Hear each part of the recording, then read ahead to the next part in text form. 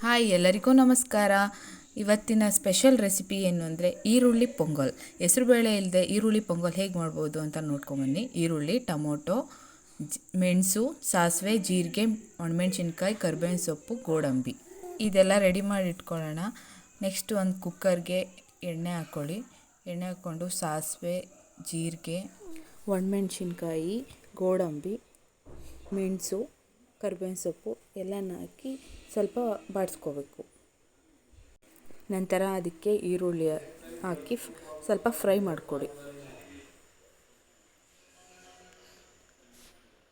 ಈರುಳ್ಳಿ ಫ್ರೈ ಆದಮೇಲೆ ಟೊಮೊಟೊ ಹಾಕಿ. ಟೊಮೊಟೊ ಸ್ವಲ್ಪ ಸಾಫ್ಟ್ ಆಗೋವರೆಗೆ ಸಾಲ್ಟ್ ಹಾಕಿ ಚೆನ್ನಾಗಿ ಫ್ರೈ ಮಾಡಿಕೊಡಿ. ಟೊಮೊಟೊ ಎಲ್ಲ ಸಾಫ್ಟಾಗಿ ಚೆನ್ನಾಗಿ ಫ್ರೈ ಆದಮೇಲೆ ಅದಕ್ಕೆ ಚೆನ್ನಾಗಿ ತೊಳೆದಿರುವಂಥ ಅಕ್ಕಿನ ಆ್ಯಡ್ ಮಾಡ್ಕೊಳ್ಳಿ.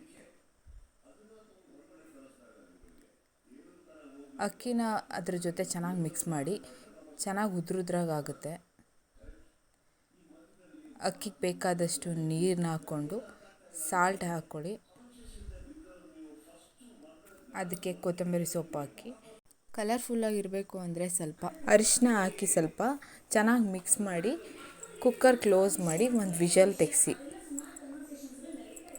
ವಿಷಲೆಲ್ಲ ಹೋದ್ಮೇಲೆ ಕುಕ್ಕರ್ ಓಪನ್ ಮಾಡಿ ಚೆನ್ನಾಗಿ ಒಂದು ಮಿಕ್ಸ್ ಕೊಡಿ. ಮಿಕ್ಸ್ ಆದಮೇಲೆ ಈರುಳ್ಳಿ ಪೊಂಗಲ್ ರೆಡಿಯಾಗಿರುತ್ತೆ.